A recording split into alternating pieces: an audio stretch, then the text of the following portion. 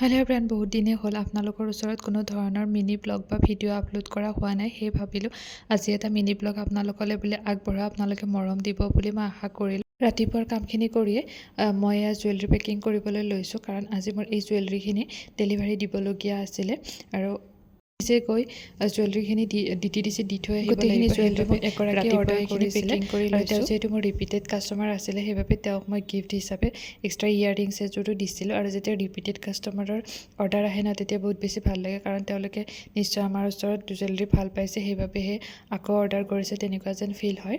সেই তেওঁৰ অৰ্ডাৰখিনি মই ভালকৈ পেকিং কৰি লৈ DTDCত দি আহিলোঁগৈ।